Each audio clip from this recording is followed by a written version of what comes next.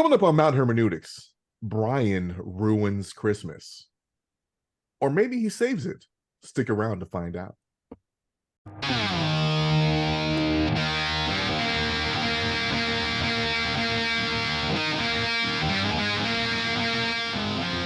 You're listening to Mount Hermeneutics, where three Marines give their perspective on God, faith, and spirituality with a heavy lean on the divine council worldview. This is not your grandma's Sunday school, nor is it always for the Christian faint of heart. Nothing about who we are or what we say make us experts. But you better believe we'll have a take, and perhaps it won't suck. You have to code a really small hole in the box. That's what I hear for Britney Spears. So, I mean, ouch. Yikes. Poor JT. Good thing you can dance. Poor little fella. I'm apparently I'm bi-polytheist curious or something. I don't know. Oh shit. Color me impressed, Negro. All right. Hey, what's happening, fellas? Hey guys. I am Andre Bibbs. My DMs are open at Super Dre on Instagram. And let's see, this is the week that was. I'm just, I'm training Marines this week. So lots of in the field stuff. Funny story, my son-in-law is also in the same exercise. So he was coming around a corner and I almost bumped into him. And I was like, watch yourself, Lance Corporal. So nice. And he's like, hey, well, oh, all right, Master Sergeant. I'm like, really? That's nice. Really, dude? Do people still call you that? No, just him. So, like, people know that I was, but, it's cool. What do they call you now? Just Andre. Huh? Or sir. Lots of guys call me sir. Do you set them straight, tell them you work for a living? No. I take it in. Like first sergeant. Hey, good morning, sir. Into it. I'm like, you're damn right, first sergeant. That's right. Sir, son. So and it's cool too, because then I can even colonels call me sir. So it's really? Yeah. Because or they're like, what's up, bro, dude, jackass, fuckface. Right. Like this is a thing now. Mm. But Brian, what's up, man? Just can't think of a thing. I bought a wooden Wing Chun dummy. Okay. Pretty excited about it. You're talking about the that thing? Yeah. It hasn't arrived yet, but it's coming and I'm excited. We're gonna need the body hardening and sticky hands and all that stuff. Yeah. Have some action shots of you doing that and put it on our Instagram for all the fans to see, especially those single hottie little Christian girls. Like look at Wing Chun Brian. Mm-hmm. I'm sure that's gonna impress a lot of people. Well, I mean, watching this. Yeah. I like where your head's at, Dre. Hey, I'm here for you. Yeah. So I'm Brian. I'm at thethirdhelix.com. Matt, what's up with you, man? So everybody, I'm Matt. Catch me at Matt Moore on X. I have injured my arm and I thought I'd pulled my biceps tendon, right? It's been hurting off and on for years. And I'll do something like pull-ups or something, it'll twinge. I'm like, oh, then I'll give it some time off. It gets better. Specifically when I'm on the preacher curl machine, I'm horrified. Every single rep, I'm just waiting. I'm watching my arm, waiting to see the tendon blow. And it was hurting really bad a couple of weeks ago. So I went, made an appointment, went and saw an orthopedic surgeon. I'm in the room with him for 4 minutes. 3 of those was me talking, telling him what I just said to you guys. He goes, bend your arm like this, hold it like this. And he goes, oh yeah, there's something wrong here. It was that quick. I was like, all right. And I'm like, so was it partially torn? He goes, I think it's, what is the word he used? Necrotic. So he was like, I don't think it's going to be, because I mentioned you. I was like, yeah, my buddy's about a buttonhole. And he's like, no, I'm probably going to rebuild you a bicep tendon out of a cadaver tissue. And I was like, oh, okay, right on. So, why is it necrotic? How does that just happen? Scar? Yeah. I did, Brian, I didn't get into asking him the hows because he was guessing. And until he sees the MRI image, he's not going to be able to know for sure. Yeah. My guess is I did some heavy trauma to it and then it never healed properly. And then it cut off from blood supply and has been slowly dying inside my arm. I don't know. Sounds like a shitty recovery. I mean, maybe, I don't know. Because he's probably going to have to screw into my bone right, to Yeah. attach the new tendon. And he's got to like cut, Right. scrape off the old tendon. I don't know. It's my I got a left arm, not my shoulder that right arm. So it won't be like some kind of, what was that movie? Angels in the Outfield, or what was the one where the kid like fell and banged his arm, and when he woke up, The he had like rookie. the rookie. Yeah, it's not going to be Yeah. like that because it's my left arm, but You'd be throwing 160 miles an hour. Huh? yeah. So, I mean, I'll be waiting. I got an MRI scheduled for the 5th of January. So pretty quick. Maybe you They're moving can fast. loan some elbow tendons to like Shohei Ohtani to help him with his $700 million deal that Right. he signed with. Or maybe the other way around. He could lend me some of his money to pay for my But yeah, surgery. but it's all deferred though, so he can't do it for another 10 You years. get a I think. loan. It's true. It's, you know, it's a secured loan. It's guaranteed money. I call 877 cash now. That's right. now I'm all paranoid that I got a shoulder that just won't. Yeah. It's not getting any worse, but it just always hurts. Well, the pain that I'm in, I don't want to get into one-upping you on pain, but like this hurts if I pick a towel up. Like that little bit of weight hurts like if I'm just drying myself off, getting out of the shower, being at full flexion, it hurts. So it's like really bad. I'm probably okay. And I was in the middle of like doing deadlifts, and I was just holding the bar, and I was like, no, and I just dropped it, and I was like, I'm done. So I was fully torn for months. Like I had to do like marine things with that's pretty wild. It's a good thing I could bat right-handed as well. Just started doing it. Like, this hurts. I don't want to. I shouldn't actually play, but you know, whatever. What are you gonna do? I mean, once it's propped, I mean, if I'm not mistaken, what was that guy? Larry Wheels kept lifting. He blew his bicep tendon and just kept on working out. He was just like, screw it. He like kept doing curls and stuff. I don't know. I don't know how that works. That sounds painful. Just saying. I mean, not that bad. So, boys, what are we talking about? I think we're going to talk about Christmas, such as it is. It is almost Christmas. Today is December 13th. Why don't you show everyone your shirt? The shirt, yeah. So I've got this shirt on today. For those listening that can't see, it's a picture. It's a real common, I think it's called iconography, of the Virgin Mary holding the Christ child with a halo over Jesus. And the shirt says abstinence is 99.99% successful or effective. And effective. Anybody who's slow on the uptake, it's a little play on the concept of the Virgin Mary. At first, I felt like I should have been offended, and then okay, all right, I get. I mean, this is my favorite Christmas shirt. I have others. I was torn between this one. I also have a Nakatomi Plaza Christmas Party Survivor shirt. But I might look into it. I mean, I should be more festive in my life. This is the way I do it. But I have a Delani, so I don't need to be festive. Right. Like it's well, see, I have a Carrie, and Carrie makes these shirts, Dre, so I can get you. Oh, like if you got this image, I mean, she has it saved after she made this one for me, so we can print these bad boys up and ship them out, and we could. Well, that's different. Put a little Mount Hermeneutics logo somewhere on it. There we go. Start wearing to work. A bunch of people are supposed to listen to it for my exercise. Like, oh, you're a podcaster? Right? Wow, I'm gonna go ahead and hook that up. Nice. Like, well, I mean, good. For all you devil dogs out there, what's that? That's right. So yeah. So Christmas. Yeah, where to start? So, there's a lot. There's a lot to unpackage about Christmas. I don't know. I think before we let Brian ruin Christmas, maybe if we have some traditions or some things that you kind of do in your household, or you grew up with, like, I mean, Christmas was kind of fond of me, even though I didn't celebrate it as a child. You know, as an interested third party. Yeah. So, wow. So you unwrap presents. That's so cool. What'd you get, dude? What can we play with? So for those for new listeners, Dre, why didn't you do Christmas? Because I was from the age of 7 until I became an adult, I was part of the Jehovah's Witnesses. So there was no holidays, especially because it was so pagan. Christmas is pagan. Yeah. So, you know, we don't celebrate pagan stuff. So did you do anything that even remotely acknowledged that Christmas period at your house? Yeah, because I mean, my dad worked a lot. So this is, you know, a day that he had off like everybody else did. Right.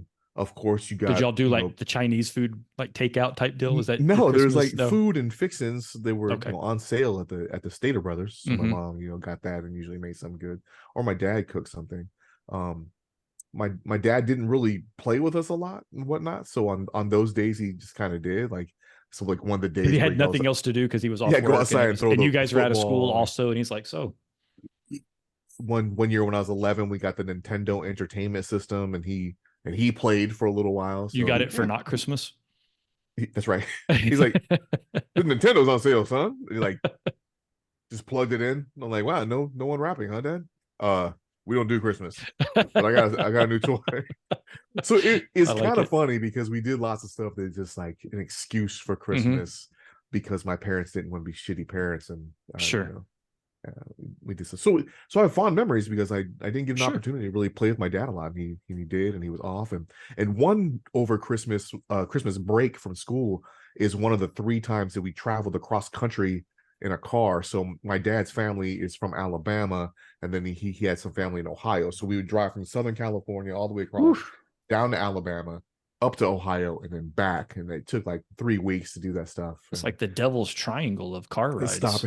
stopping, along the way to see the sights, seeing World's Crater and largest Winslow. ball of yarn, and It's all the things, right? yeah. That's why, like, National Lampoon's Vacations, one Mm-hmm. of me and my brother's favorite movies, because it's like we lived that That was our almost age, right? verbatim. That was, Yeah, I yeah. mean, all of us did that. I did the California trip a handful of times from Oklahoma, and yeah, for sure.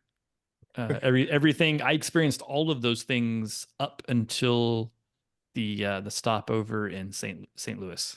I never had that experience. But yeah. Oh yeah, that's good.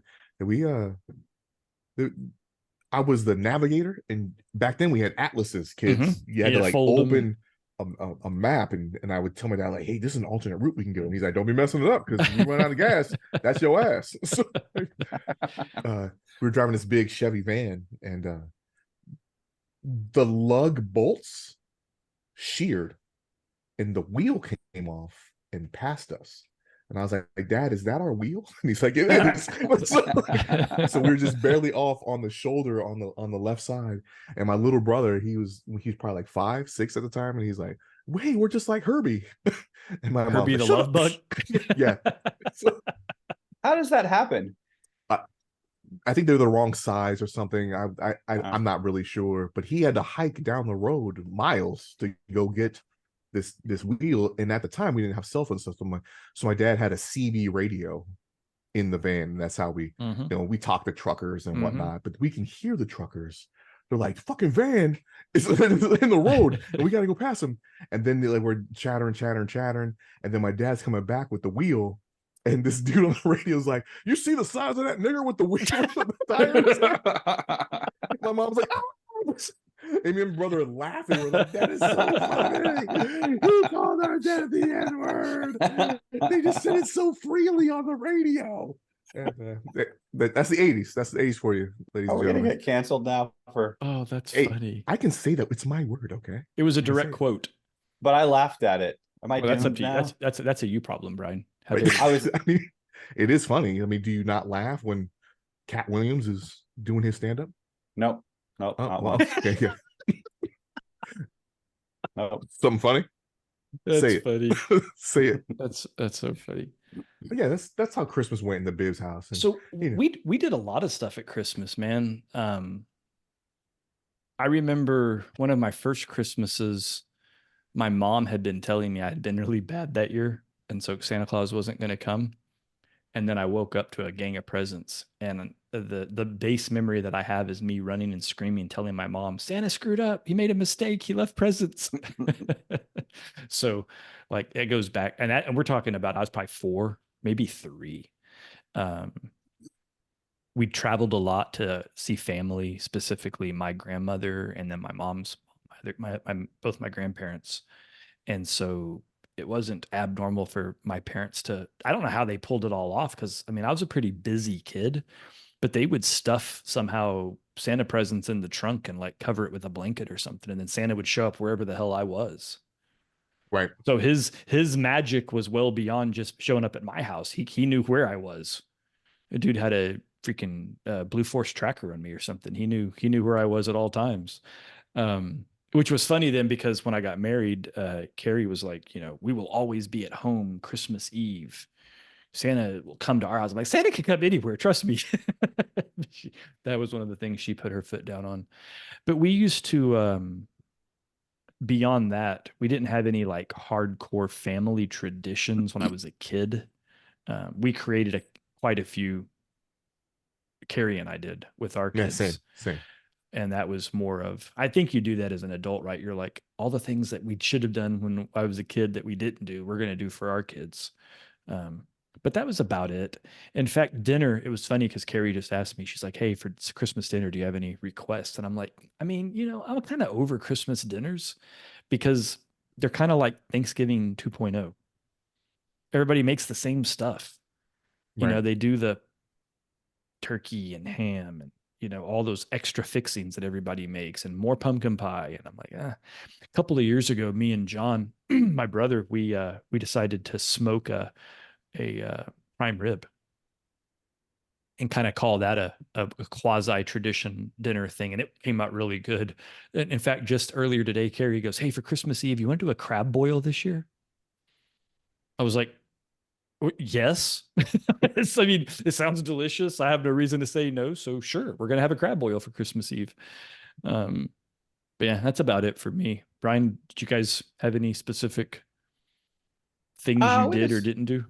we did the usual stuff. Open a present on Christmas Eve. Sometimes if grandma was visiting, we'd go to Christmas Eve service to kind of give her yearly fix. And or if my parents were divorced, sometimes I'd spend Christmas with my mom and we'd always go to Christmas Eve service. We'd always had it was kind of an exercise in delayed gratification before we could open our one present You had to do the service on first. Christmas Eve. Yeah. So you're sitting there in church, you're just like, come on, hurry up, hurry up, hurry up. Yeah.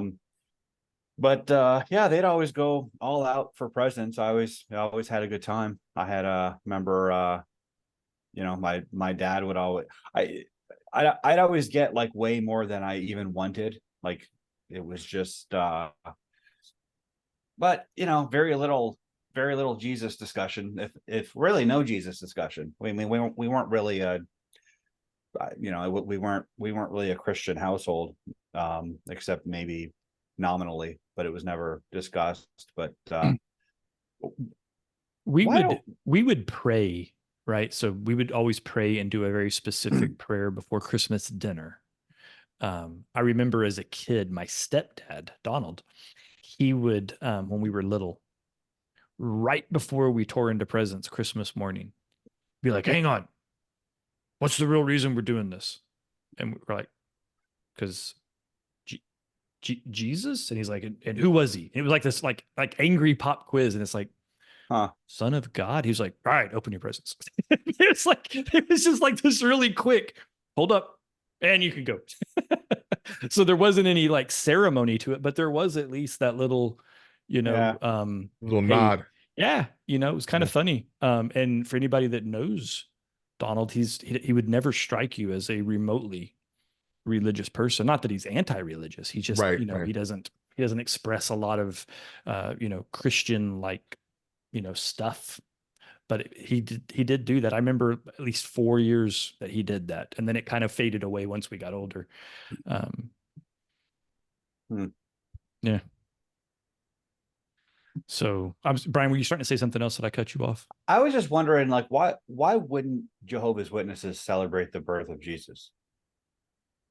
Like, I understand the not wanting to do pagan stuff, but why would that in particular be pagan? Because Jesus wasn't born on December 25th, so why are you celebrating that day? Do they celebrate what is it? August? No, because to them the death of Jesus was more important than that's the celebration. Okay, so they make a big deal out of Good Friday, Palm Sunday, or Passover and Passover, really? Or I can't remember now. My mom's gonna be like, "Oh, what's wrong with you?" She's sitting at home on the big screen, just like so Andre. Holy Week they would observe, like Palm Sunday. Yeah, and the Thursday we have a big time Thursday service. It was cool too because on that day, whoever thought they were anointed actually drank the wine that day. So one of the 144,000 was in our congregation. So Somebody just felt it, and they were just like, he's felt it for a long time. You they know, were he like, was "Hey, watch this." I think he was an old Greek dude. Don't remember his name. I know my mother remembers his name, but he partook of the actual sacrament, which we never did because we didn't rate. Right, none of us rated. The people like whispers, like, "Hey, that's him. That's the guy. That's him. That's the guy. That's the guy.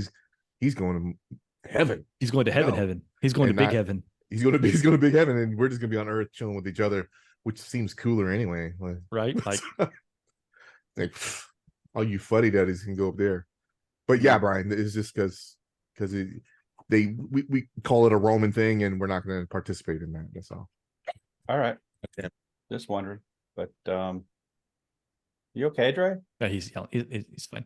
So looked like he was in pain. So I was. He's yelling upstairs, telling people to shut up. Now we have to edit this. He's fine. he reached over and hit the mute button, and he started yelling. I was worried. Sorry. Yeah. So Briar's like, what? What?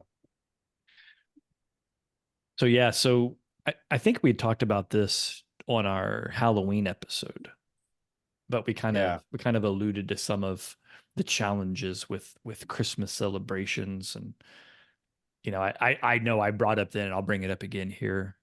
I know we kind of led with the spoiler of Brian ruining Christmas, but Matt's equally challenged with the idea of Christmas.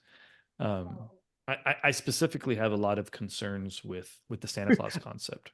I might be the most pro Christmas of the three of us. It's because with the least amount of experience. It's because you're born again Christmas. Good point. You're a Christmas neophyte. But my concerns with the Santa Claus model specifically is this whole, just like I mentioned, I told the story about being a kid and Santa Claus could find me wherever I was. That's super magical. To a child, it's amazing. And I actually, and I get, having had two kids, and they're both grown now. I get the joy. It is probably one of the most cool things as a parent to watch your kids opening Santa Claus presents. It's a really neat experience. And for anybody that's never experienced it as a parent, like, if you ever get to experience it, you'll get it. It's neat. And they're just amazed. And you're sitting there kind of shooting side eye to your wife. You're like, we're kind of awesome. We did this, and it's neat to be removed from it because they're not like jumping on you saying thank you. They're just like in this awe that this magical fat white dude with a beard showed up in your house and left presents for him. So it's neat, but it really, in my opinion, in my estimation, damages the idea of Christianity relative to a God that doesn't leave tangible gifts laying around, right? It makes me think that we're training our kids to become atheists when they get older.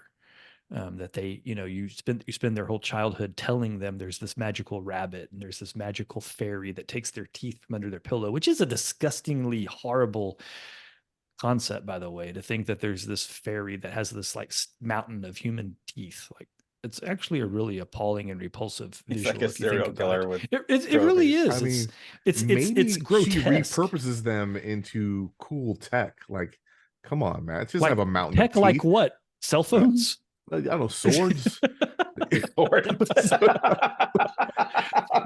the tooth fairy's just making swords out of human handles. That cracks me up.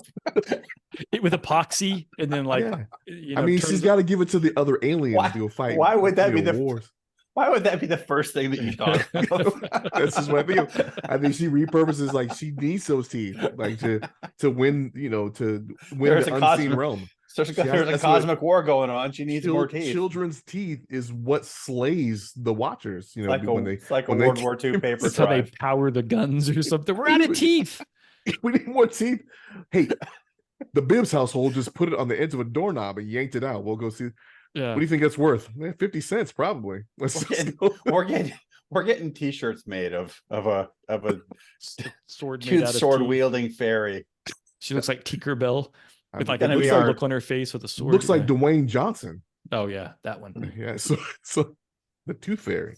But but Yeah. all of these mythological children's demigods, whatever you want to call them, Elohim, whatever the hell they are,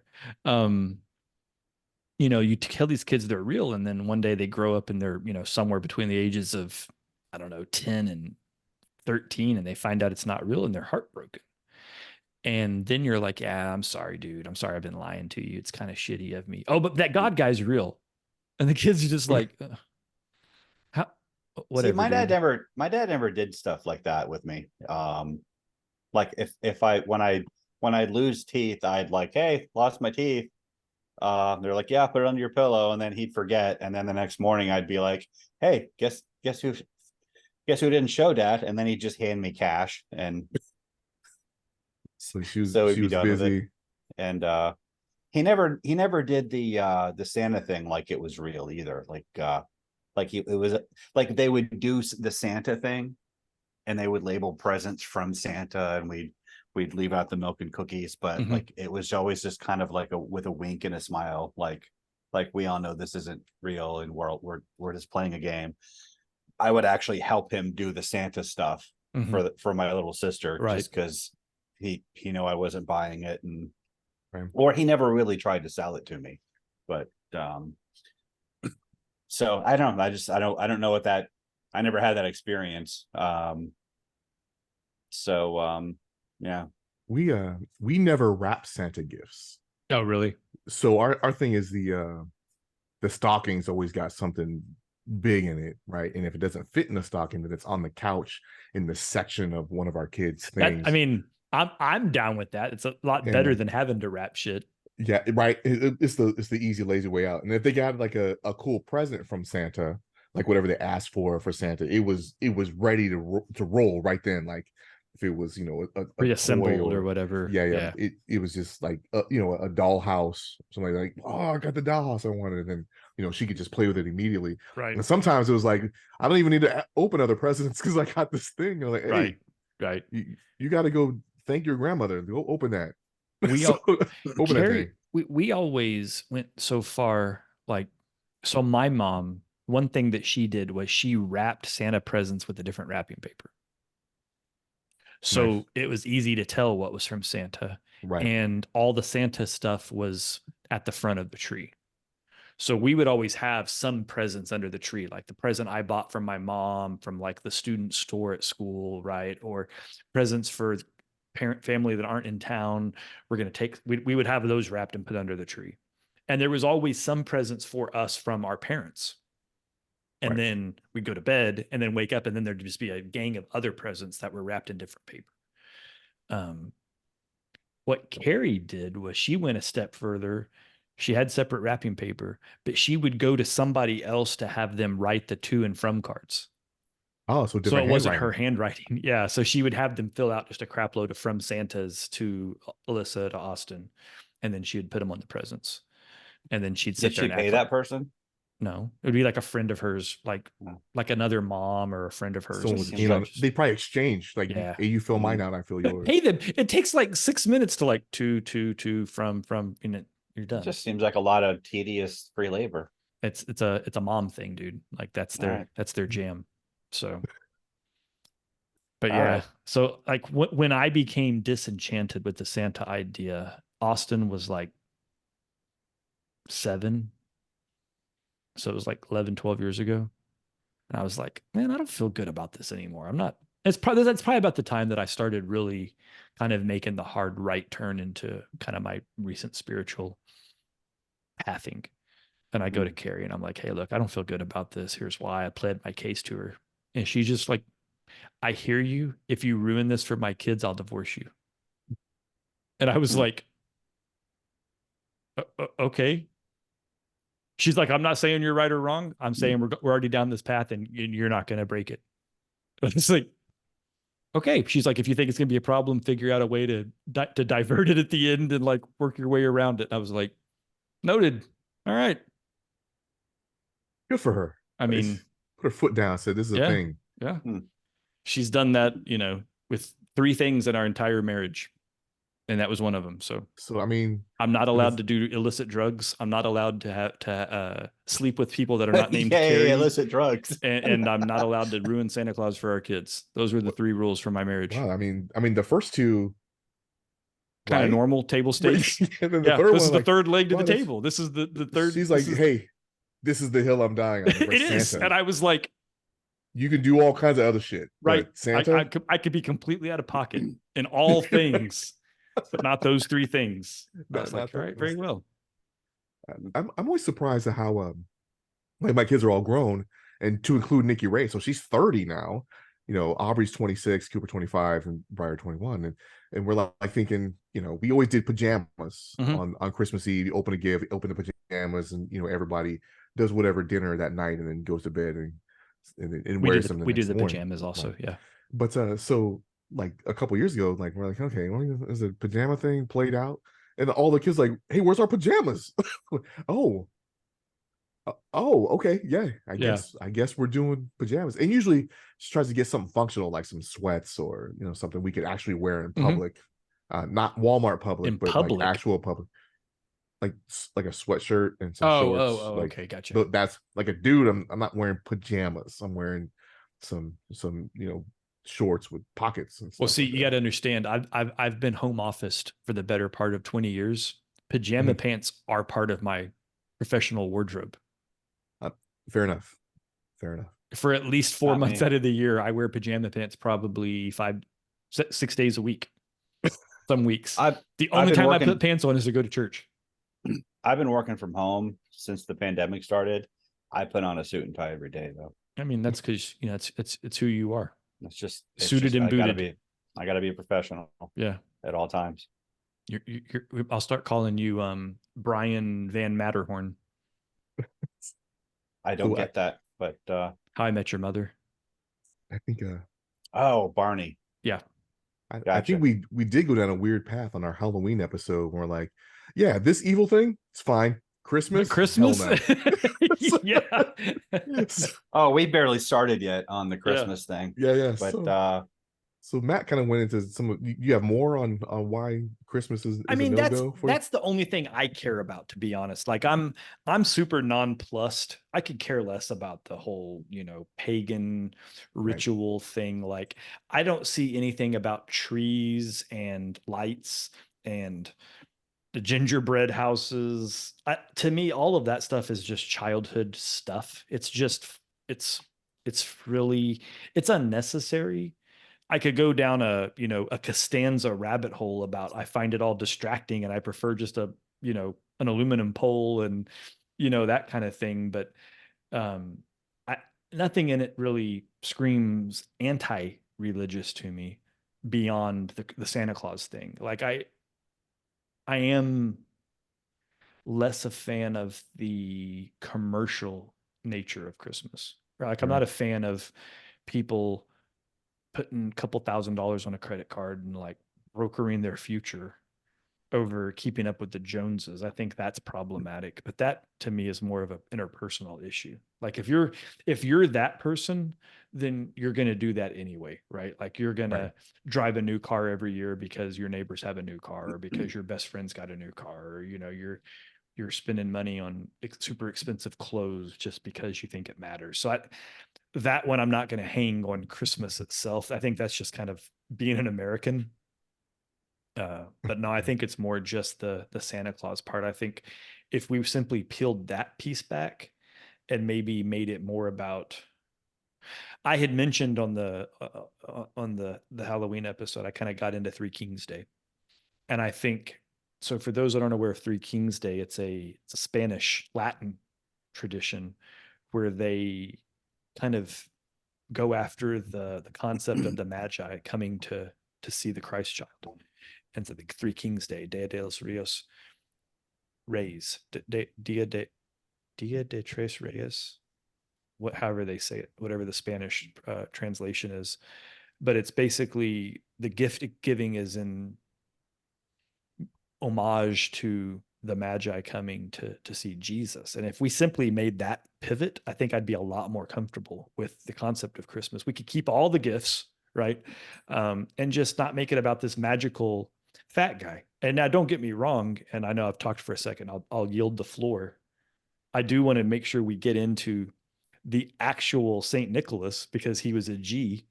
And the idea that he still has a place in Christmas, I think is super cool. I just think we gave him too much focus. So I'll I shut think up now. it's super it's kind of wintry to me, like, right? So I mean, lights and, you know, evergreen trees, and Mhm. you know, so to me, it's just kind of synonymous with winter. And being from Southern California, there's not a lot of winter going on, so we need something that looks winterish. That, Kind of that force the idea and force the mood. in fact, you know, when you're in elementary school, there's lots of assemblies and you're singing Christmas songs. Well, I wasn't allowed to sing those songs, but I could sing like Jingle Bells because that's not a Christmas song; it's a winter song, right? So we like made weird concessions all the time. Like there's no Christmas word in Jingle Bells, but So you were if I'm soaking jingling Christmas. bells and going to sleigh, and in the snow, which we didn't have because when I used to sled, we sled down the hill and packed down the weeds. And we slid down, and it was a summertime event sledding Right. for us in Southern California. Huh. You don't even need to Well, ruin Christmas now, Brian. We already ruined it. So it's cool. That was easy. What are we doing next week? Roll credits. Do you have an issue with Christmas, Brian? Is there a way we Um, should be doing and thinking about Christmas? well, I don't imagine anybody cares what I approve or don't approve of for what they do for Christmas or the holidays or whatever you want to call it. But I do think that if you're not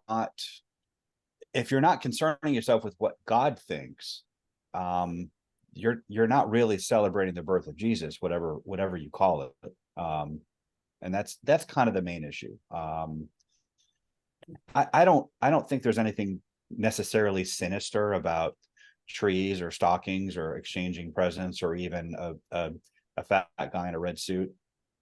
Although we do, as Matt discussed, I think we do teach our kids to commit outright idolatry. And um, in Northern Europe, in pre-Christian Northern Europe, they believe that on the night of the winter solstice, Odin would fly over the king of the Norse gods. Odin would fly over their rooftops at night on his eight-legged flying steed Sleipnir. He would dispense blessings and curses to each household depending on their dessert. And kids would leave offerings of hay and sweetened cakes for his horse to eat. And this was a pagan god they worshipped, and we basically teach kids to do the same thing. He's this omniscient moral arbiter who knows if they've been naughty or nice. He knows if they're sleeping or awake. They write to him, which be basically written prayers to seek his favor and get on the nice list. And then they make offerings of milk and cookies, which it's all done in fun, but it has every feature of a pagan priesthood worshiping a pagan god. They would go into the temple and they would make offerings to the god. The priests and priestesses would eat it.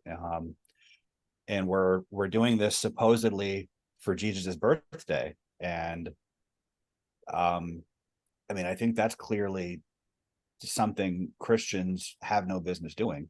But I don't imagine my say so is gonna dissuade anybody. But I think if we stop to consider what God thinks, I think it's a tough to make the case that he's okay with that, especially if we're doing this ostensibly to celebrate the birth of Jesus.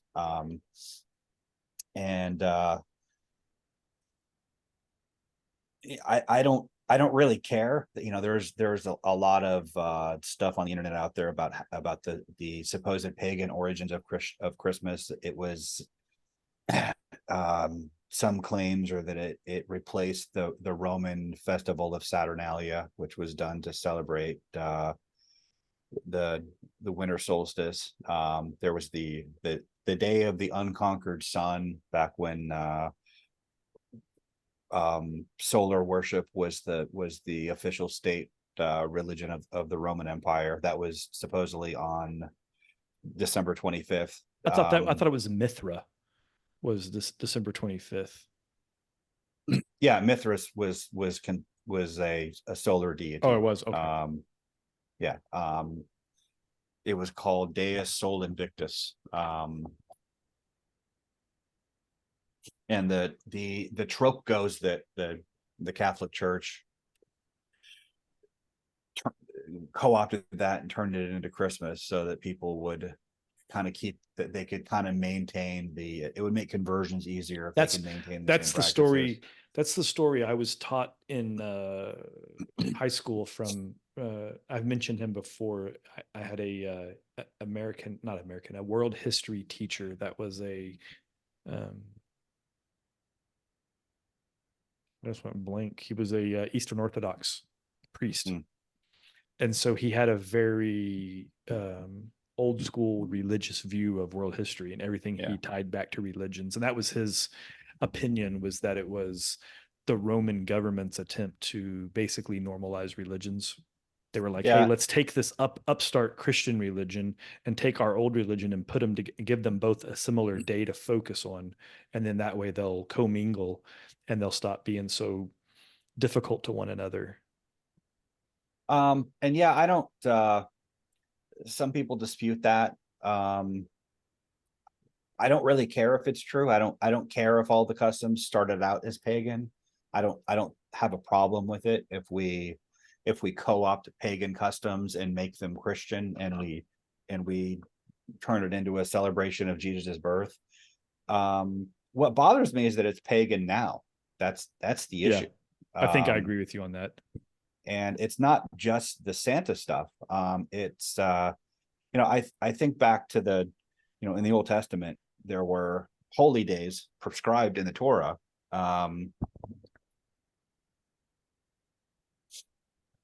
They were they were done to there were specific elements of these holy days that were prescribed in order to make them remember the events of their ancestors. In Exodus 12, it prescribes the Passover, and it says, and through Moses, God tells them that when you come into the land promised you, and you observe this Passover, when your children ask you, why do we do this, you'll tell them this is to remember the Passover of the Lord, when he brought our ancestors out of Egypt. And then they had the feast of booths, which was they would all live in tents for a week, and to kind of commemorate the wilderness wanderings. And like all of the features of those holy days were tied back to those events, and they would kind of relive these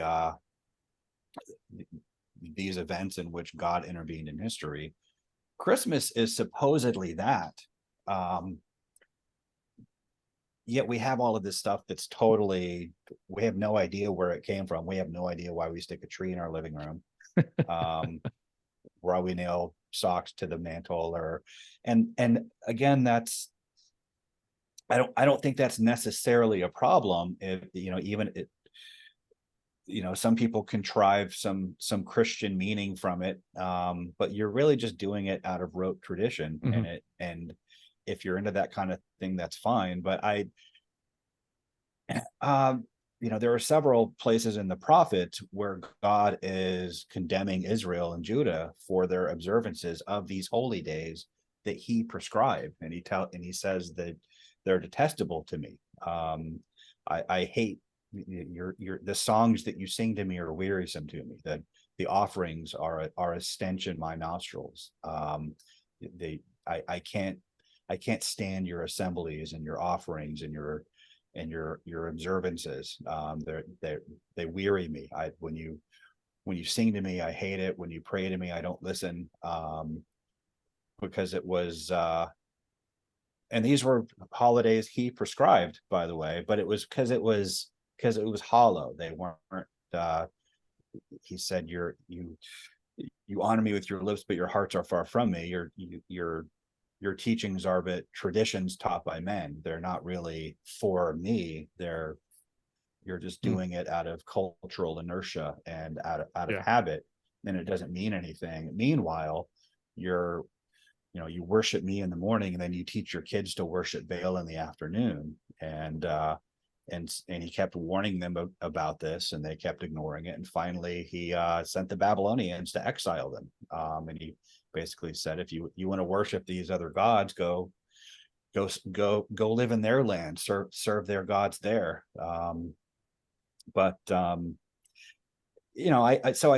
I think of that when we do, Christmas every year, and Jesus is typically incidental to it at best. So I just opt out. I don't do it. It doesn't interest me. It's also this, we have this, Christmas it's a time to gather with family and friends and celebrate just for the sake of celebrating. I mean, we say it's about Jesus, but then we have this other social convention that has it that religion and politics are off limits for discussion and family gatherings. Not at my family gatherings. Yeah, I've been to your family gatherings, but that is a common societal trope. You don't bring up religion in at family gatherings because it's considered rude. So if that's the case, and how can we say we're there to celebrate the birth of Jesus when you're not even allowed to talk about Jesus? No, that's fair. I think the only thing I would say on that is I have read that Christmas lights on our houses are a derivative from the Underground Railroad. That's where that history, that tradition comes from. That putting candles in windows was how they signaled to slaves that was a safe house for them to come hide in or come seek shelter and refuge while they were running. And then that turned into kind of got or like some lanterns in front yards and on bricks or mailboxes. And that got turned into, well, we love everybody, so let's put lights on our house. And then somehow that got mashed into Christmas lights. But I mean, I largely haven't heard that one, but I mean, I forget where I read it. But it was that's what it said. It was like, they were trying to figure out where lights on our house for Christmas came from. And that was what they said. It was like, that was, it was kind of like the old hobo signals, like in different regions in the South, they would put a light in a specific window. Right. And it was like, hey, if you see a light in the bottom right window, that's a safe house to stop in and ask. But if it's in somewhere else, don't. Right. Kind of deal. And obviously I haven't done a whole lot of research into that to prove or disprove it, but I remember reading that not too long ago. But I mean, again, what does that have to do with Christianity? Unless you want to get into some kind of circular argument that, the bulk of the people that started the emancipation movement were Quakers and that kind of thing, and it was because of their Christian belief system that caused them to want to free the slaves and blah, blah. But that becomes quite circular. Quakers are pretty anti-Christmas, though. But maybe that's how this became their version. They were like, we're not going to do all that other crap, but we're going to put lights in our windows to remember that we love the slaves. I could see, like, hey, it's Jesus' birthday. We should honor him by freeing some slaves. Happy birthday, Jesus. We're freeing slaves. Right. I could get on board with that, but start putting lights on your house for Juneteenth, and then your money. It's like summertime. Like, what in the white trash is going on over there? Whoa. Why? But they're not all red and white. They're like red and yellow and green. What's going on? So confused. The third commandment is, you shall not misuse the name of the Lord your God, for he will not hold anyone guiltless who misuses his name. I see Christmas largely as a misuse of the name of Christ, because he is incidental to the majority of it. That's interesting. And it's like, if you guys said you were having a birthday party for me, and then I'm not invited to it, or we treat you like shit when you showed up, and or you invite my mortal enemy and you make him the guest of honor at my birthday party. Who's your mortal enemy? Um, I know you. I was trying to be funny. I know you're being like you're making the whole you guys could probably think of some people that could you could and invite then if you wanted to ignore do you that. at the party.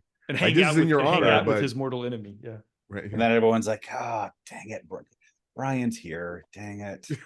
All right, we'll find some music he hates. Maybe he'll We just leave. needed it fell on a Saturday. We needed a party. Like, thanks, Brian, for having your birthday on a Saturday. Are you writing down the guest list for my birthday party? We'll put it on the refrigerator. Like That way it's official. Little Jimmy Fallon. Gotcha.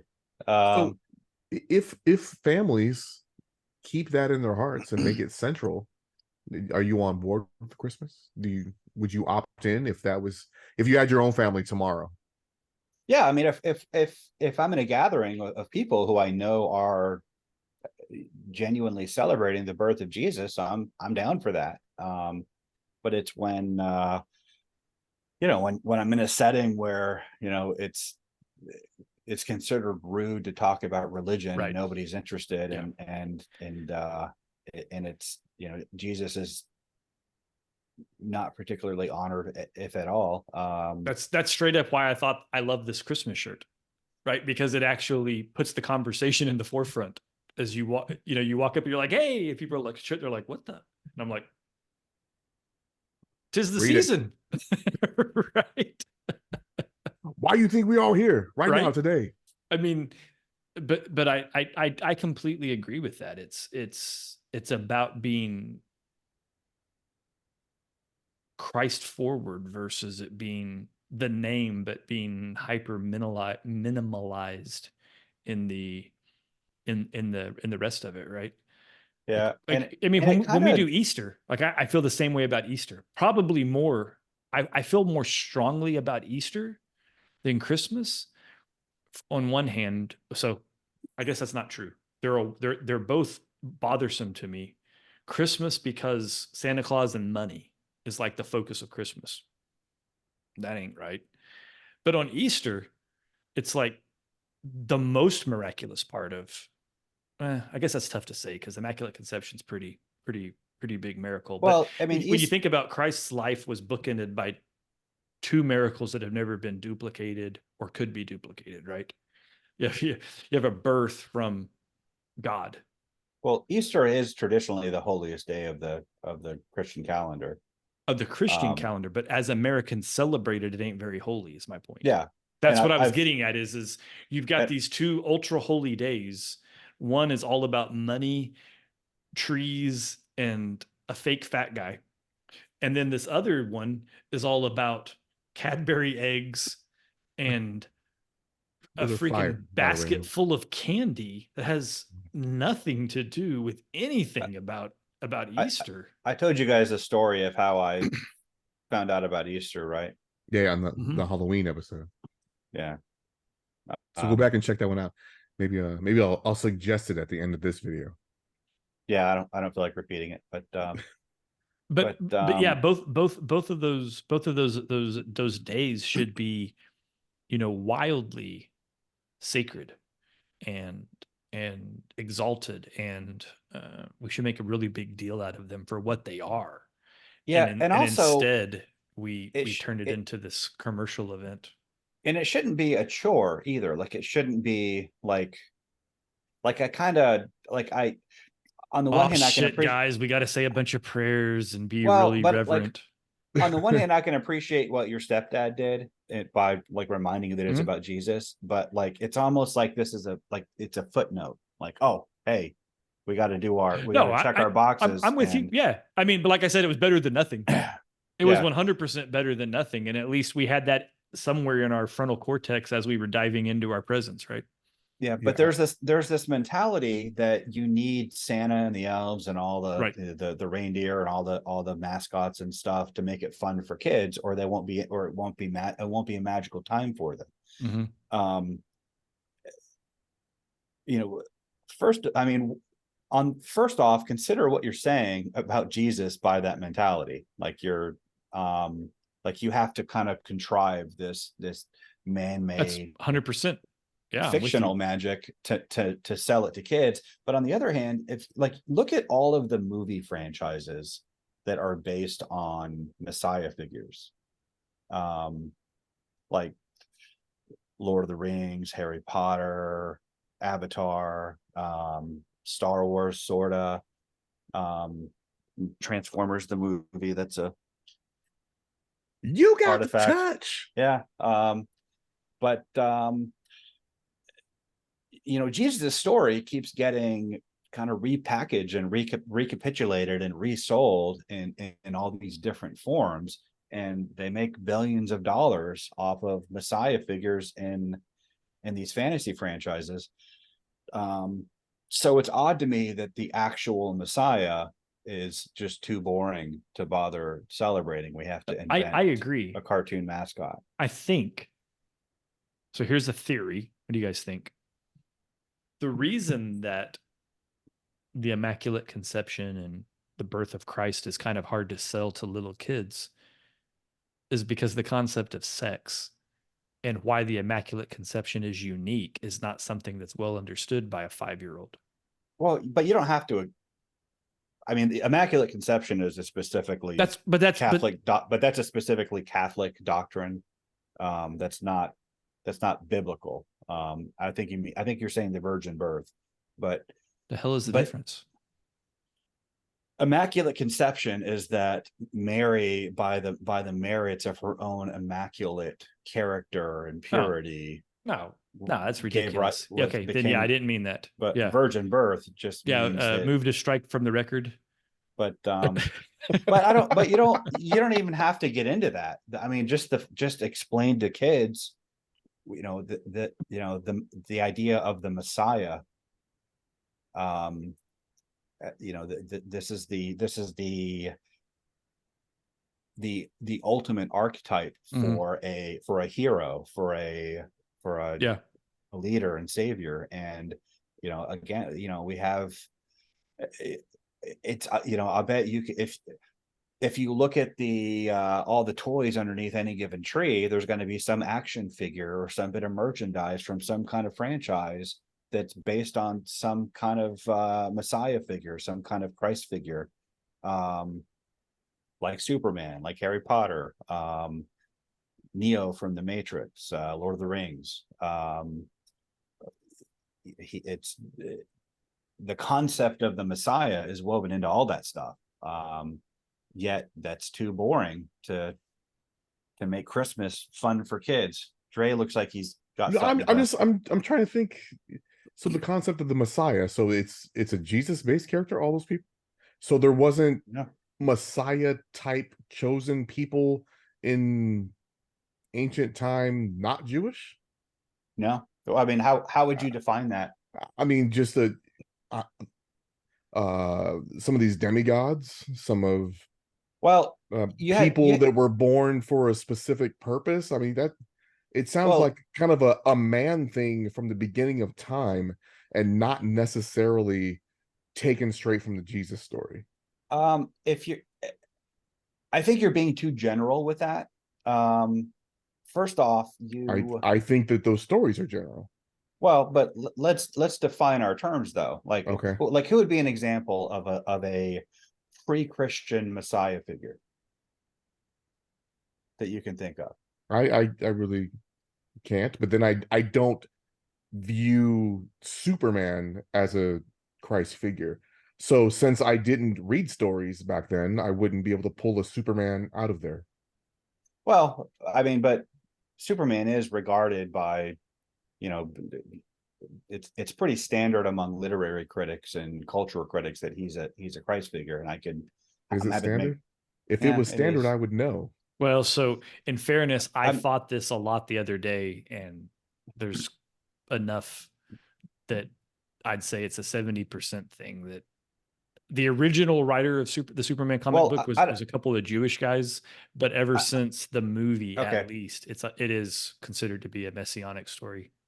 I mean, well, sure, the movie makes it much more explicit, but it was there before. But as far as the general concept of the Messiah, the Messiah is this Why Messiah, not like the savior or a chosen one? What about Apollos? He was like a Jesus contemporary, right? That also died and could perform miracles and well, okay, well, let's define a Messiah first, and then we can get into that, because that's okay, that's a define it. different thing.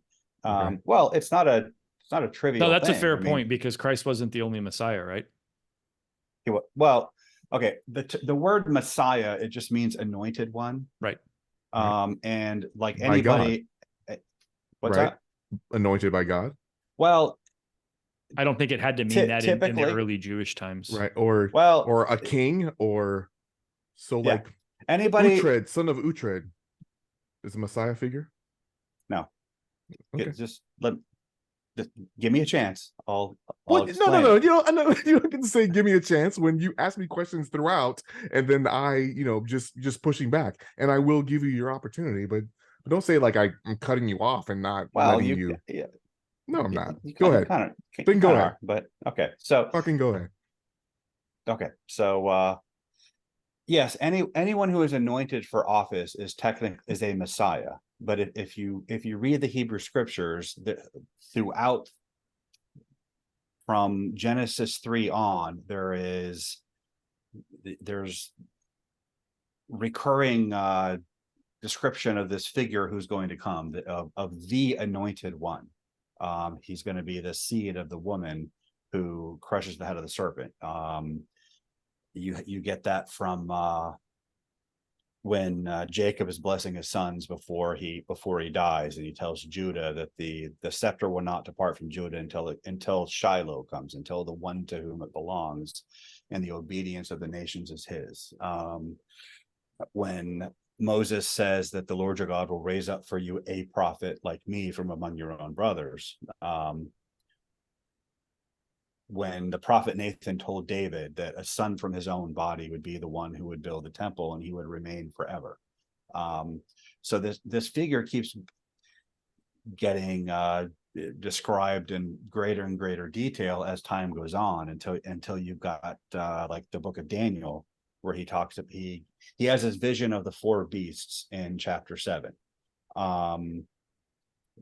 That represent four empires, and then he says, in my vision, and at night I looked, and there before me was one like a son of man coming on the clouds of heaven. He approached the Ancient of Days and was led into his presence. He was given authority, glory, and sovereign power. All peoples, nations, men of every language worshipped him. His kingdom is an everlasting kingdom, and his dominion is one that will never pass away. Well, that was a clear, explicit prophecy about the Messiah. And that's why in the Gospels, when Jesus keeps referring to the Son of Man, he's referencing that figure. We understand that he's referring to himself, but it was kind of like Clark Kent in the offices of the Daily Planet talking about Superman. Like, we as the readers know that's him, but the people at the time didn't know Jesus was the Messiah. But the point is, it's this prophesied. When was Superman prophesied? The Son of Man. When was Superman? No, prophesied? my point about Superman here was that when Jesus was making all of those Son of Man references in the Gospels, because we have the omniscience of hindsight, when we read that, we understand he's talking about himself to his, but it would be weird to sit here if I were talking about what Brian said. And Brian was talking about this thing a few minutes ago, and Brian mentioned how he learned about Jesus, that Easter was about Jesus from reading Superman comics.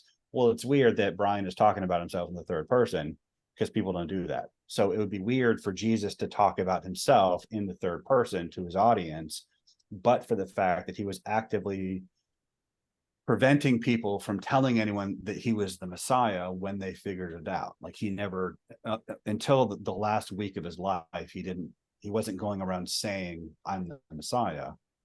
He declared that on Palm Sunday by riding into Jerusalem on a donkey, because that was a prophecy from Zechariah 9. Daughter Jerusalem, look, your king comes to you gentle and riding on a colt on the foal of a donkey.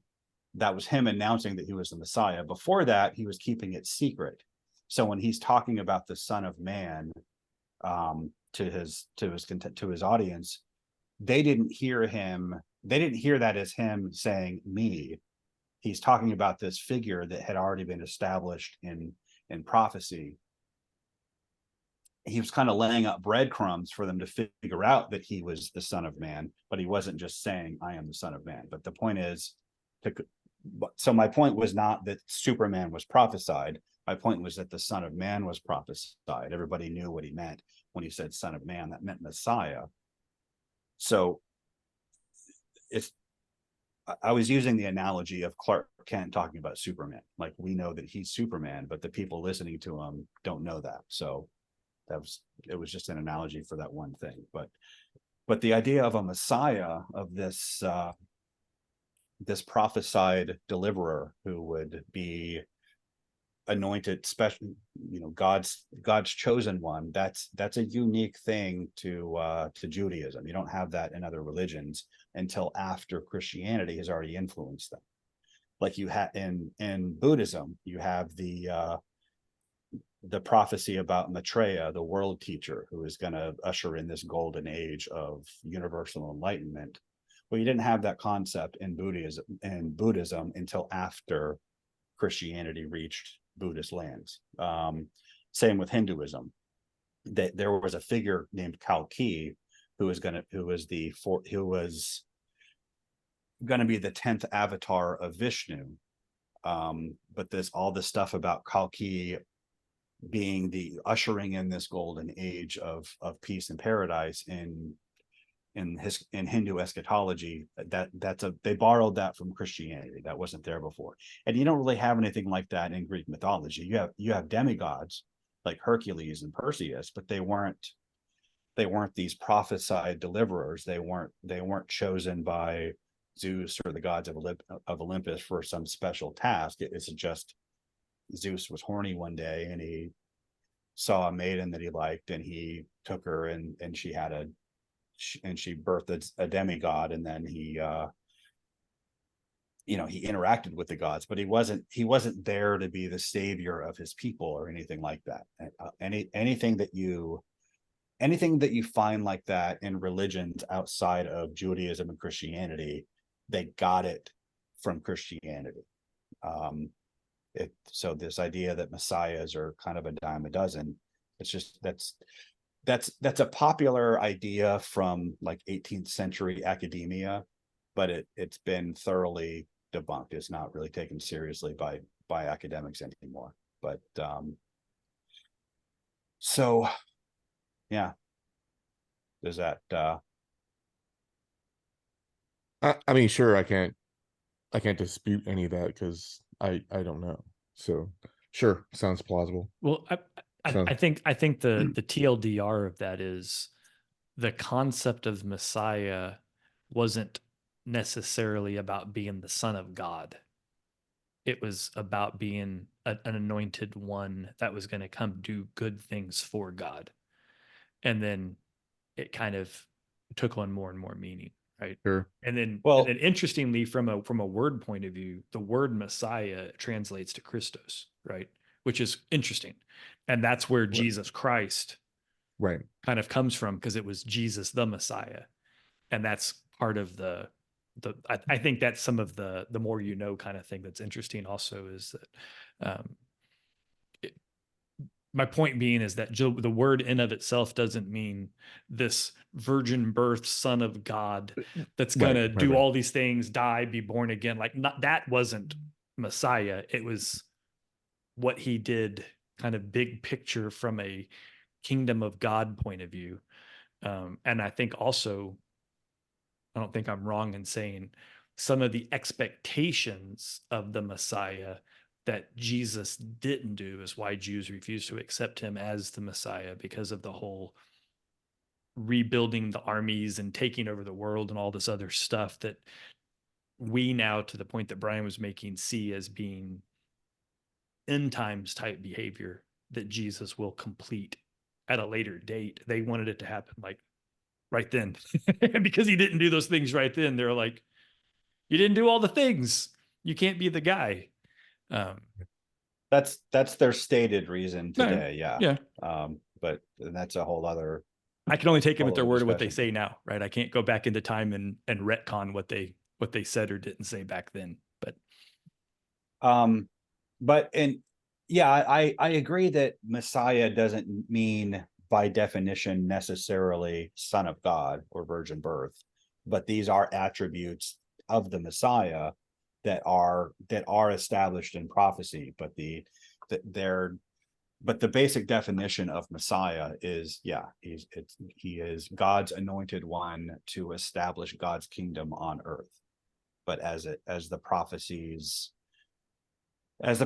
continued, you get indications that the Messiah is more than human and in some sense identified with God himself. Right. Like in the prophet Zechariah, where he talks about how it outright says that Yahweh himself will rule in Jerusalem, and that Yahweh will appear and his feet will stand on the Mount of Olives. So it's just using these anthropomorphic terms to describe God. And God is described as doing what the Messiah is expected to do. And this is in a book that's heavily preoccupied with the Messiah. And This was after they returned from exile, and God is telling them, which was something the Messiah was supposed to do, was bring them back from exile and rebuild the temple. Right. But the Messiah didn't do that. And there's a whole discussion we can have about why that is and how that's kind of explained in the post-exilic but there's no prophets. other figures in history, contemporary or before those prophecies, that fit that bill. I think the problem with that, with Dre, with the way you're asking the question, and I understand your point also. I think the problem is we conflate messianic with Jesus. I'm not. No, I'm saying right. in general. Like, Sure. I think when somebody says messianic figure, in our brains we go Jesus, right? I mean, he's top of the list, right? So, right, but literally speaking, that doesn't. I guess I'm kind of thinking of it like, it's kind of like there could be a Messiah or the Messiah. Sure. And it's something I've never explored before or looked up or cared to know. So this is an interesting. So I have a book exercise, right and I could be, going down a path and learning that that's correct. Brian put me onto this book, the Jewish Gospels. And it talks about the fact it's the Jewish Gospels, the story of the Jewish Christ, right? Written by Daniel Boyarin. And basically what this talks about is how it's funny that in today's world, there's Jews and there's Christians. But in the early days, all early Christians were Jews. Right. Right. And that's what this whole book talks about. And this is the part where I learned about the actual meaning of Messiah versus the way we use it. And some of it is almost like a conflation. I don't know if it's genuinely problematic or if it's just a thing. It's kind of like, whether or not a person believes in the DCW doesn't change their Christianity. I can go along with, our culture. So all the writers that came after that created these figures. I can see how they could borrow that from Christianity and Judaism and not say Samaria or, what other civilization that were contemporary with like Egypt back then. I would even go so far as to say I bet writers do it and don't know they're doing it. Right, which is a lot of our vernacular and things that we just do in tradition that have ties to Christianity and the Bible itself, and we just do with our secular beliefs. I think there's times that writers probably do it unintentionally, and then I believe sometimes when the writers get asked about it after the fact, they're like, yeah, that's exactly what I meant. Right. I mean, I think, and to your point about Christmas, I think we go out of our way to pull Jesus out of all that magical stuff. We really do. I just feel like if I wrote a story about Santa Claus, that he would be like, I'm writing for Jesus. Like, this sleigh ride that I'm this night of magical nonsense that I'm doing right now. This is in honor of my man, right? Well, so I made that little comment early in my diatribe, right? I was talking about Saint Nicholas, and so for those that haven't listened to any of our other shows or where we brought up Saint Nicholas before, he plays very prominently in a couple of things. And first of all, the guy was a real guy, right? There was a real dude named Saint Nicholas. Nicholas of, where's he from, Brian? What was his full name? Smyrna. Smyrna, yeah. I think it's Smyrna. Yeah, I think that sounds right to modern me. modern day Turkey. Yeah. He was he was a patron saint of a few things too. But one of them was orphans. So Right. that's one of the deals, right? And there's a story about some guy, and he was going to sell his 3 daughters because he didn't have money, and Nicholas found out about it and went and got some money and like secreted the money into the guy's like living room. And the guy woke up and was like, oh, sweet, that's enough for the first daughter. I don't have to sell her, but I'm going to sell my second daughter. And then so Nicholas did this for all 3. This is an urban legend. I don't know if it really happened or not, but that's supposedly the origin story of Santa Claus leaving gifts for children. Was he was basically keeping these 3 little girls from being sold into probably sexual slavery because the parents needed the money.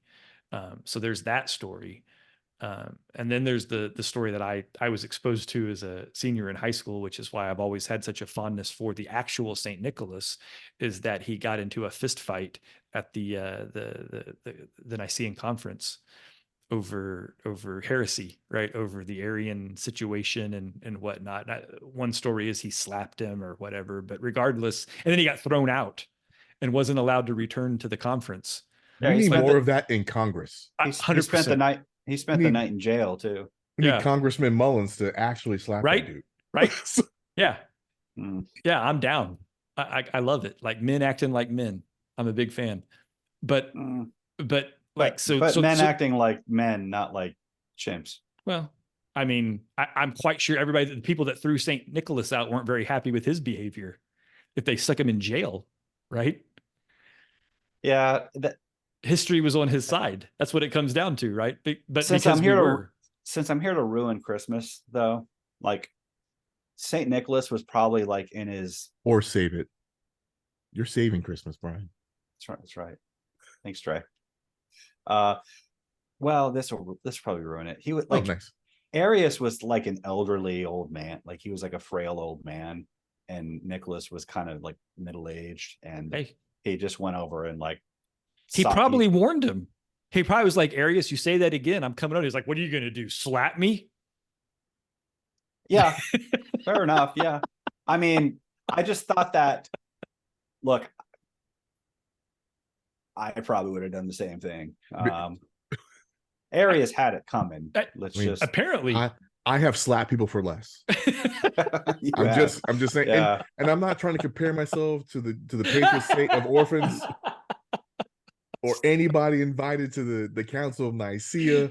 I'm just saying, as a man, even if I don't condone, I very much understand. And I mean, so I'm a fan of Nicholas, right? I'm big fan. I'm probably a bigger fan than most because I actually know a ton about the real guy.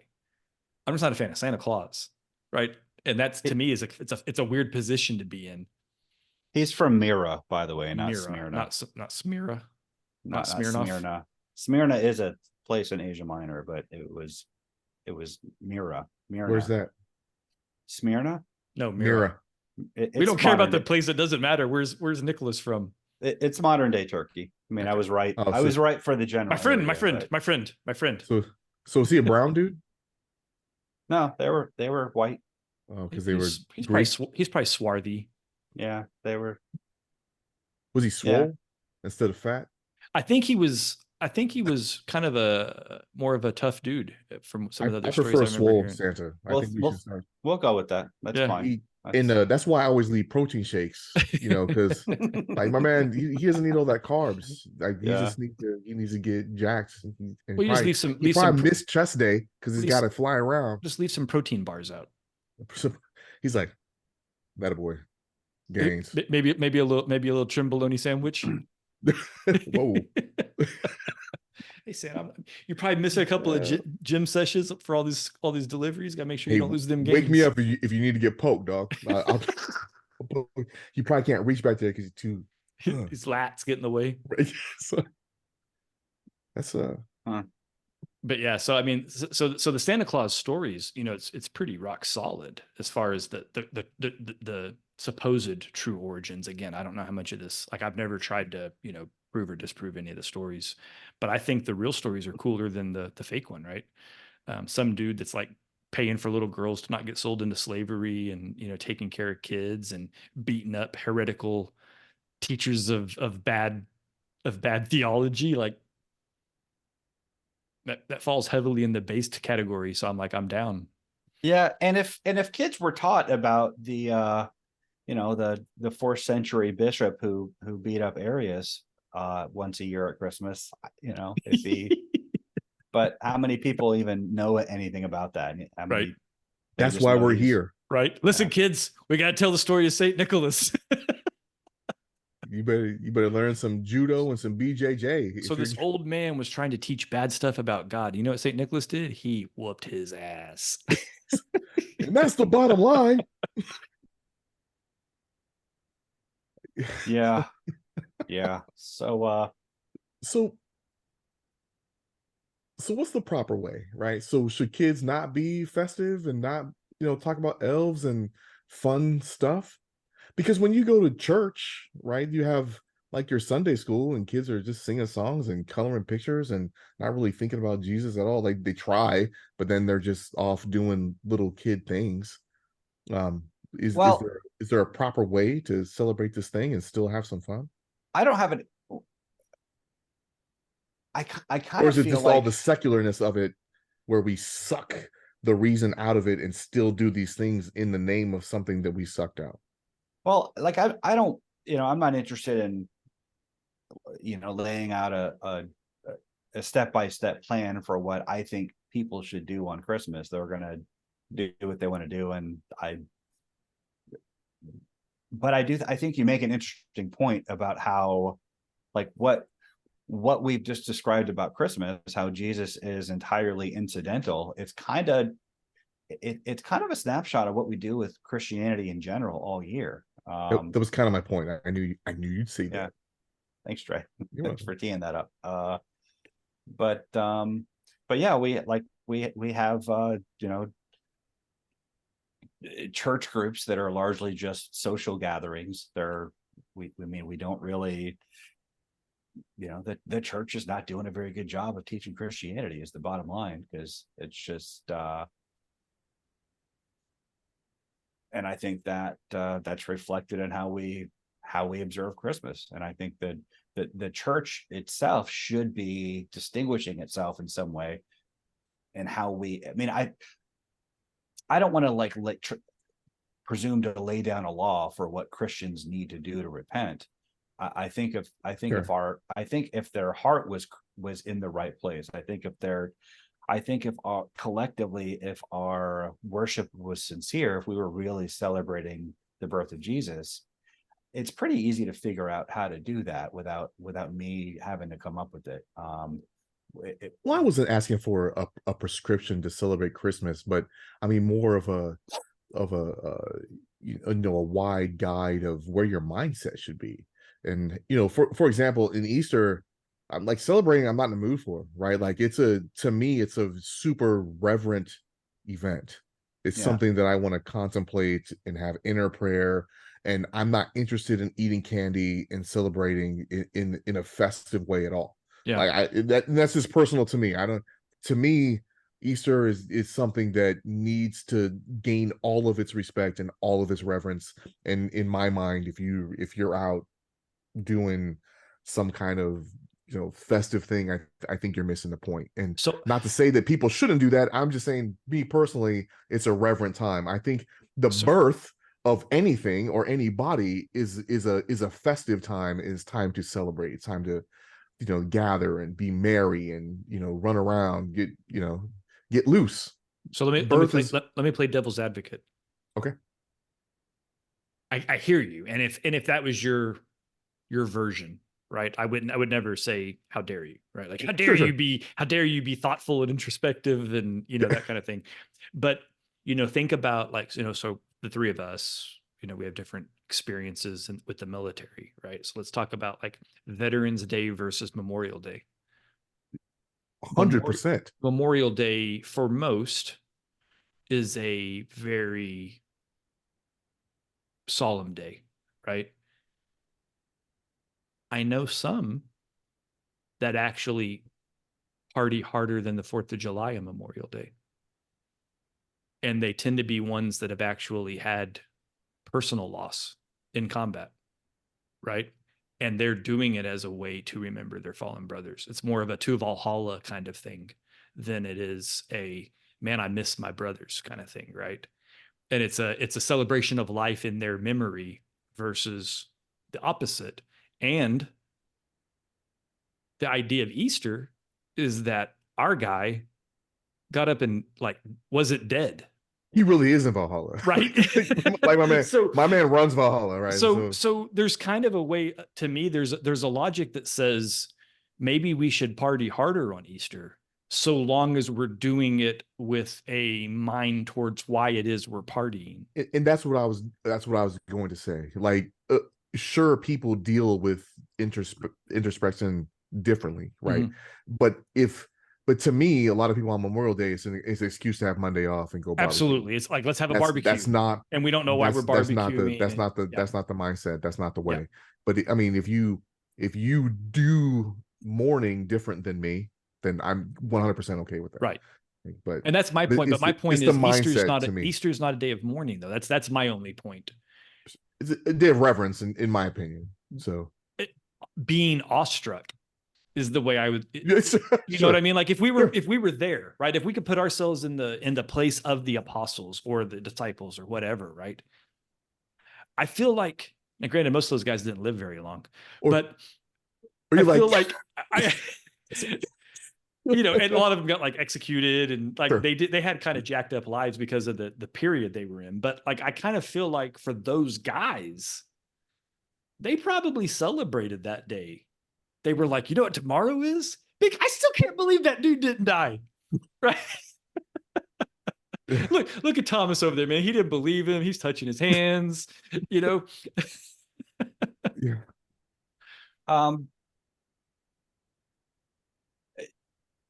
I think you guys bring up an interesting observation. Like these, you know, we pick a day of the year to celebrate these things because it's supposed to be a community activity. Like we're supposed to be celebrating with each other. And so, you know, so when I criticize Christmas and Easter and the way we celebrate them, it's less about telling other people what they should or shouldn't do according to my lights. It's more like, this is why I can't celebrate with you the way that you're doing it, because it's interesting.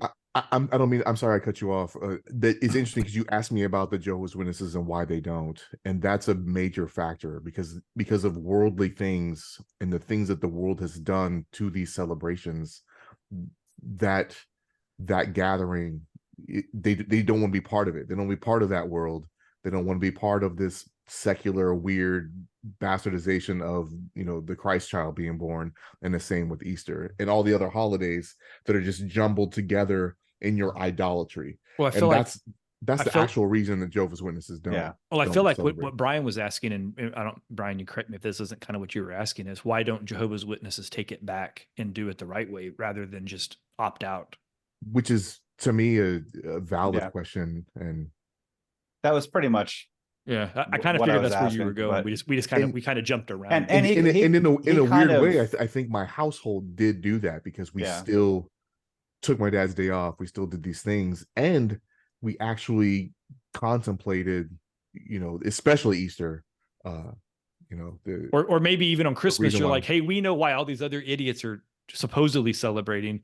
We know it didn't really happen on this day, but we know it's a big deal. And in a lot of households do that very thing. Kind of an alternate Christmas, not necessarily, you know, like our, you know, a celebration of our family on, you know, for the anniversary thing, which is just straight like, woo! That's like, no reverence. I guess reverence for ourselves, right? I dig it. Well, that's a cool thing to do. That's you know, I feel like if anything, that's something that every other culture, not just Christians, should steal from Jehovah's Witnesses. I think so. Yeah, and I'm not sure that they all did that. I don't know if it's just my family thing or a couple of families that we knew. Oh, really? I don't You don't know know if if it's that's a actually thing. codified in Jehovah's Witness dumb. Right. I think that's a Bibbs thing. I think that's a Anybody want to let us Homer, know in the comments? We got any Homer other and J-dubs Linda out thing. there? And I know Linda Bibbs, my mom, she will comment on this. So in fact, she'll probably call me the day after As this. soon as she sees it. Yeah, hi, Mom. So, in my most of my criticism is not even toward what households do on Christmas. It's toward what churches do on Christmas. The church I used to go to, they have the main sanctuary probably seats, I don't know, a couple thousand people. But they had all these this line of garage doors that could be opened up to sort of like turn the lobby into an extension of the sanctuary. Like there's pretty good visibility from the lobby to the pulpit. And so we would every year for Christmas Eve, we'd add probably 500 or 600 additional chairs out there to get the massive influx of people who are coming in. And one year, me and a bunch of us are moving chairs around and getting it set up, and I'm in conversation with the pastor about something, but it struck me in that moment that like we're never going to see these people again. They're making their yearly check-in, and I kind of made a quip about we're getting the seats out for the yearly check-in, and he kind of laughed and but then it kind of struck me how serious this is. Like do you ever think about maybe telling these people that like, hey, you're lying to yourselves. Like God doesn't care about your empty yearly ritual. This is not honoring to him. You're not you're not actually having a religious experience here. You're just kind of checking a box, and you're treating Christianity as cultural furniture. You're not actually celebrating the birth of Jesus. Because if that mattered to you, you'd be here. Your involvement in church would be more than just once a year. But you never hear that kind of a message from during Christmas Eve services. Instead, it's the kind of the sugary pablum that they come for, to kind of scratch that, to check off their yearly ritual box. And I think that's a problem. I think that we're he knows that if they give him that kind of a sermon, if they tell him that Jesus, he's not, you honor him with your lips, but your hearts are far from him. He's not pleased with your lip service. If you harsh their holiday vibe, they're not going to come back next year. And that's so it's kind of funny. My pastor, shout out Brian, he tends to do a few his less comfortable sermons on Christmas. That's cool. He actually does. And I remember asking him one time a couple of years ago, I was like, dude, that was a bit of a downer for a Christmas service. He goes, a lot of these people will become this one day of the year. So if I'm going to catch him and give him a good sermon, I figure this is the one time I'm going to get him. He's like, what are they going to do? Not come back next week? They're not coming back next week anyway. That's awesome. Yeah. Yeah. But that's actually pretty risky because, any given church, you probably get, 5 to 10 times the collections in that service than any other service of the year. So that's kind of I understand the temptation to do it that way. I mean, you gotta pay people salaries and you got to keep the lights on. And I get that, but. And there might be a small percentage of people that do stay. It's like New Right. Year's, and everybody goes to the gym and get new gym memberships. A and couple then are going to keep it for that year. By January 27th, nobody comes back except for the few that, hey, this was really helping me, and I met my my crew here. This is a good vibe. I like being here, and I'm going to do better for myself. And Trey, those people stay. 122, 119 Lakers over Spurs. Yeah, I know. I saw they were only down one after leading by double digits, and it was a little scary on the road. So I think I said this before in my church. I went to my church like 2 or 3 times before Easter, And then I went to his Easter service, and that's actually why I continue to go to the church, because his Easter service was a legitimate service, and it wasn't just a watered down, happy, feel good kind of service. But yeah, I mean, it's tough. And, counter argument probably is my church is a smaller church, right? And we're Right. not growing like crazy. And, we don't have some of the success that some of these big, televangelist type churches are having, that tend to do more of the things you were just talking about, Brian. But, I think that's also one of those deals, there's, it's all about supply and demand, and those that offer what people want are going to have more success. Yeah. Yeah. Well, so have we sufficiently ruined Christmas or saved Christmas or We've probably whatever? done our level best to do what we can. Yeah, I think people, I mean, the takeaway from my seat is that if you're gonna do it, just do it right. I don't know what that looks like for you, but your mindset and your heart needs to be in the place, the reason why you're celebrating. And if you can pass that on to the people that you care about, or the people that look up to you, if you're like a head of your household, then your kids will be taught right, and perhaps that tradition will move along. Yeah. I think the easy way to think about it is, back in the 90s or the 2000s, there was those "What would Jesus do" bracelets that people wore, and it became real Yeah, fashionable to those were wear. pretty popular for a little while. Super fashionable. At the end of the day, easy kind of thought process. And Brian, you kind of were talking about it with God being displeased with the Jews and the way they were celebrating and worshiping him and whatnot, is what if Jesus got invited to your house for Christmas? Would you, how comfortable Right. would you feel the minute you knew it was him that walked in the door? You know, I think that's an easy way to look at it. And He might bring a whip made of cords. right. He's flipping tables. And I mean, the good news is I'm not making loans out of my house to all my family that are over. So at least I'm doing better than those guys. But yeah, I mean, and that's not to say that I think I would be like totally cool with my version of it, right? I'd kind of be like, you know, Right. I think everybody would have a little bit of a moment there, but that's really the only thing you can do. I remember I was talking to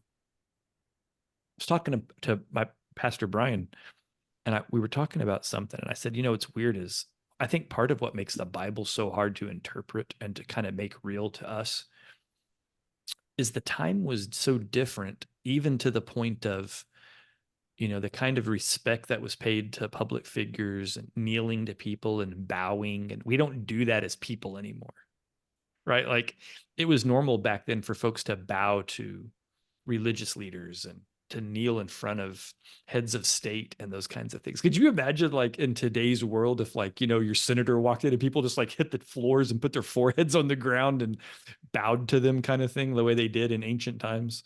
So with that perspective, it's even hard, I think, for me at least. I just use myself when you're reading through some of the levels of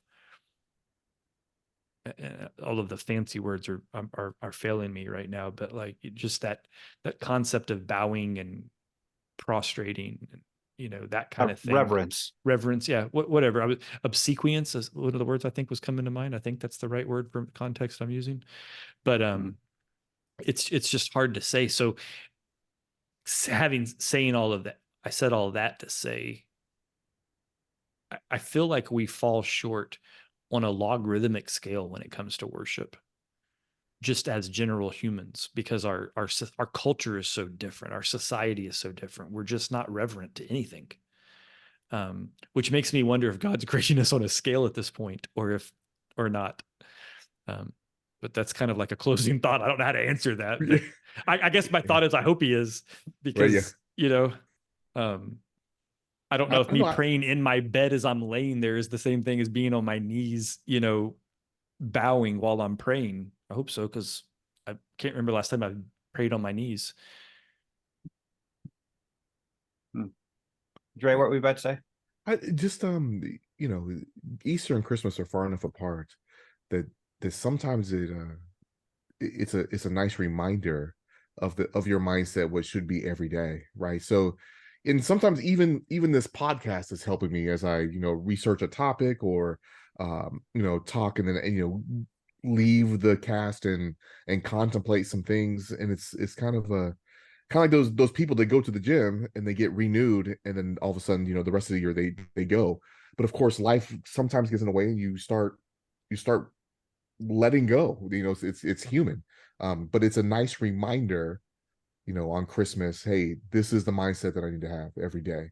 And then, by the time the spring rolls around, like, oh man, I really was slacking. So now a reminder again. And really, if you attend church every Sunday, that should be kind of a reset as well to keep you rolling throughout That's the one of the week, arguments of for it, having right? the proper mindset of how you're supposed to worship and think and treat others around you.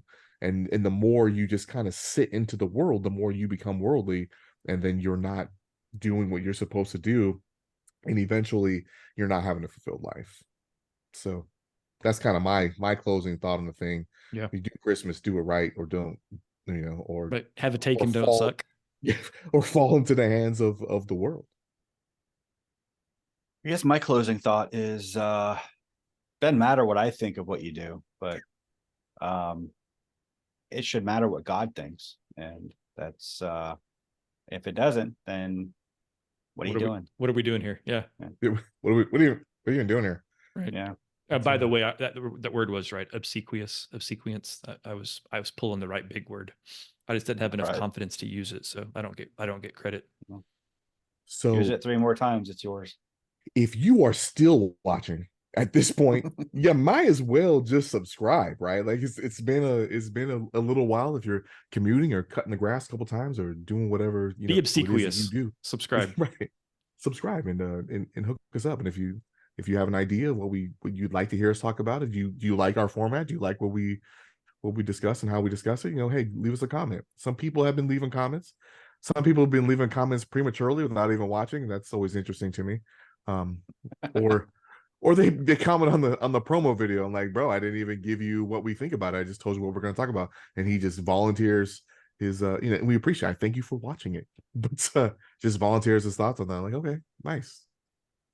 Way to burst my bubble. You didn't burst my bubble, son. Anyway, so please, any shout outs you guys want? Anything going on? I'm all set. You guys, hope everybody hears this has a Merry Christmas. Right. Hopefully maybe if we didn't ruin it for you, maybe you keep a little bit of the actual concept in your heart and maybe incorporate some of it into your things. Go make a new tradition. Stop doing Santa Claus. Knock it off. Repent. So with that, I will say, stay curious, stay enlightened, and we will see you next week. God bless. Ho, ho, ho.